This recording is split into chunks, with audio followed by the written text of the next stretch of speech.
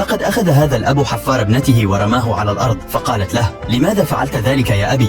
قال: إنه صغير وأنا أكره ذلك. ثم بكت الفتاة، وأتى أخوها الأكبر وقال لها: لا تبكي. أخذها وبدأ في صناعة حفار لها، قام بتثبيت الأخشاب والعجل والمسامير، وقام بطلاء الحفار، وفي النهاية انظر ماذا فعل. لقد صنع حفارا جميلا، وكل هذا من أجل إعجابك.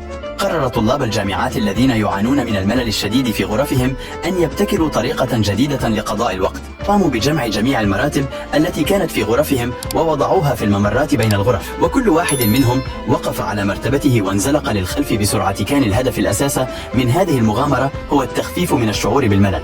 إذا واجهت خطر السقوط من مكان مرتفع، فإن هذه السراويل الذكية ستكون الحل المثالي لإنقاذك. تم تصميمها بخطوط مطاطية مبتكرة تعمل على الالتصاق بمعظم الأسطح الجافة، مما يضمن ثباتك ويمنعك من السقوط. السقوط من الأماكن العالية يشكل أحد أكثر الحوادث المميتة شيوعاً، ولكن مع هذه السراويل الآمنة يمكنك الشعور بالاطمئنان والحفاظ على سلامتك في المواقف الخطرة. هذا الببغاء المسكين الذي واجه مشكلة غريبة وغير متوقعة. أدركت صاحبة الببغاء أن طائرها المفضل يواجه صعوبة في الرؤية ولا يستطيع استخدام عينيه بشكل طبيعي. بدأت تشعر بالقلق واتخذت خطوة عاجلة لحل المشكلة. أخذت صاحبة الببغاء الطائر إلى الطبيب البيطري، حيث بدأ الطبيب بفحصه بدقة وعناية. بعد إجراء الفحص اكتشف الطبيب بقعة بيضاء غريبة في عين الطائر. باستخدام قطن صغير وبلطف شديد قام الطبيب البيطري بإزالة البقعة البيضاء التي كانت تسبب لببغائنا صعوبة في الرؤية. بعد الإجراء البسيط عاد الببغاء لرؤية العالم بشكل طبيعي مرة أخرى. قرر هذا الشاب عملا مقلبا في صديقه، وأراد أن يكون المقلب قويا.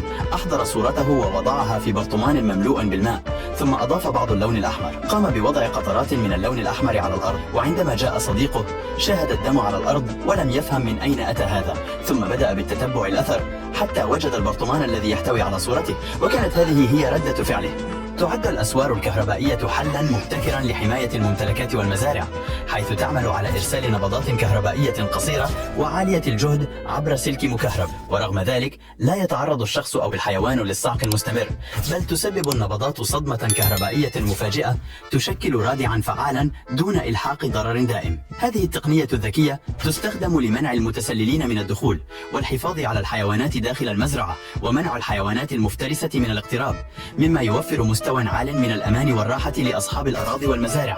قالت المعلمة لطلابها: من يستطيع حل هذا اللغز سيتمكن من مغادرة الصف مبكرا اليوم. بدا التحدي بسيطا في البداية، كل ما عليهم فعله هو ربط الدوائر ذات اللون نفسه على السبورة واحدة تلو الأخرى. حاول الطلاب جاهدين، لكنهم جميعا أخفقوا في إيجاد الحل الصحيح. وبينما كانوا يائسين تقدم أحد الفتيان بثقة متأملا في الفوز بالمكافأة. نظر إلى السبورة بتمعن، ثم بخطوات واثقة رسم الحل ببساطة وسهولة. في لحظة كان اللغز محلولا وسط دهشة زملائه وإعجاب معلمته. عندما كان فريق الفتاة على وشك الخسارة أمسكت بالكرة بشدة ورفضت إعادتها. تعالت صيحات المشجعين يطالبونها برميها، فيما أشار البعض للصبي القريب منها كي يأخذها منها. أما لاعب الفريق المنافس فابتسم بدهشة غير مصدق لما يحدث.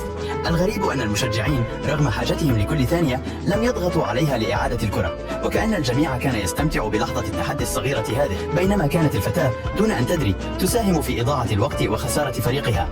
في عالم عروض الماشية، وبعد تقييم دقيق لكل حيوان، يعلن الحكام عن هذا الصبا البطل الأبرز في لحظة تتويج مميزة تعرف بصفعة البطل. هذه اللحظة تمثل ثمرة شهور من التدريب والرعاية البيطرية والتغذية المتوازنة، حيث يكرم الحيوان الذي يجسد التفوق والتميز. وقد نال هذا البطل إعجاب الجميع. إذا كنت تحبه لا تنسى الإعجاب والاشتراك.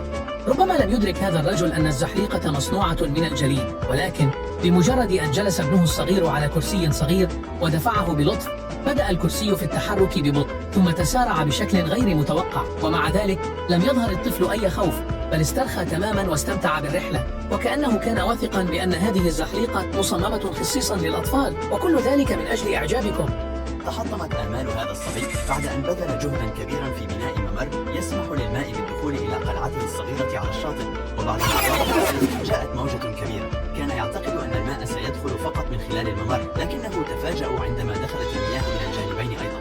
هذا الأمر أزعجه كثيرا، وبدأ يتساءل: إذا استمر الماء في التقدم فأين سيلعب؟ هذه واحدة من أخطر الوظائف في العالم، ورغم أنها توفر دخلا جيدا إلا أن من يعمل بها يواجه درجات حرارة مرتفعة طوال اليوم. هل يمكنك أن ترى كم تعرقت هذه الفتاة؟ إنها تعمل بهذه الطريقة لمدة 20 ساعة يوميا لنكتب لها تعليقا لطيفا يعبر عن تقديرنا لجهدها الكبير وقوتها الرائعة.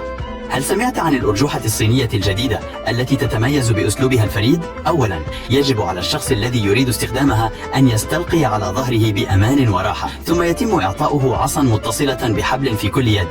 يتمسك الشخص بالعصي بقوة ويتعلق بها. بمجرد التمسك بها بقوة يبدأ المشغل في رفع الأرجوحة تدريجيا. قد يبدو الأمر مخيفا بعض الشيء في البداية، ولكن هنا تكمن الإثارة والمتعة. عندما يتم ترك العصا ينزل الشخص بسرعة إلى الأسفل مما يمنحه شعورا بالفرح. هل تريد تجربة هذه الأرجوحة المثيرة؟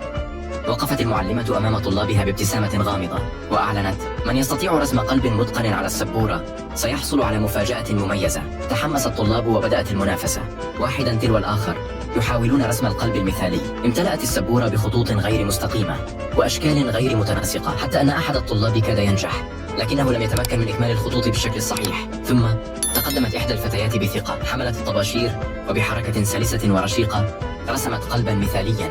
إذا ذهبت يوما إلى فندق 5 نجوم فلا ترتكب الخطأ بطلب الموم الضخم. هذا الفتاة هي وصديقتها قررنا طلب الموم الخاص بالفندق، معتقدتين أنه سيكون تجربة لذيذة وسيشبعهن. لكن عند وصول النادل وقطعه للموم اكتشفتا أن داخله لم يكن سوى طبقين من الموم العادي. وبعد ذلك جاء نادل آخر ورش بعض التوابل، لكن السعر كان أعلى ب10 مرات من السعر العادي. تجربة لا تنسى، لكن بتكلفة أكبر بكثير مما توقعته. انظروا إلى هذين الشابين، إذ بدأ بوضع العديد من الحجارة على مسار القطار على أمل إخراجه عن مساره، بينما كانت هناك حمامة تراقب المشهد بأكمله. وبمجرد أن ابتعدا قليلا ليشاهدا ما سيحدث اقتربت الحمامة وبدأت بإزالة الحجارة بقدميها، وبعد بذل الكثير من الجهد تمكنت من إزالة كل شيء ومر القطار بسلام. أليست هذه الحمامة تستحق إعجابنا؟ جاء رجل أصلع إلى الحلاق ليقص ما تبقى من شعره، فحلقه بالكامل حتى أصبح رأسه ناعما تماما. بعد ذلك قام الحلاق بدهن فروة رأسه بمادة لزجة، ثم بدأ بتشكيلها بعناية على هيئة مربع متناسق. لم يكتفي بهذا، بل غرس في الطبقة اللزجة عيدانا خضراء صغيرة وكأنها براعم تنمو على رأسه. وفي لمسة إبداعية أخيرة سكب الماء فوقها ليحول رأس الرجل إلى حوض زراعي ينبض بالحياة. هذا الرجل وضع $1 واحدا داخل برتقالة صغيرة، بعد ذلك وضعها داخل برتقالة أكبر وقام بحشوها باللب، ثم ألصقها وصنفرها وأضاف الطلاء لجعلها تبدو طبيعية. ومع ذلك كان ما يزال خائفا على $1، لذلك قرر وضع البرتقالة داخل ليمونة كبيرة، حيث قام بحشوها أيضا باللب، ثم ألصقها وصنفرها وأعاد تلوينها وجعلها تبدو كأنها ليمونة طبيعية. وبرغم ذلك ظل خائفا. أخيرا وضعها داخل بطيخة كبيرة وقام بحشوها باللب ورش اللصق، ثم صنفرها ووضع الطلاء عليها ليجعلها تبدو كبطيخة حقيقية. أحتاج لونا مثله تماما. ها، من هناك، انتظر قليلا، دعني أرى ما أستطيع فعله. أهل يمكنك جعل اللون يتطابق بالضبط؟ استرح قليلا وسترى بعينيك.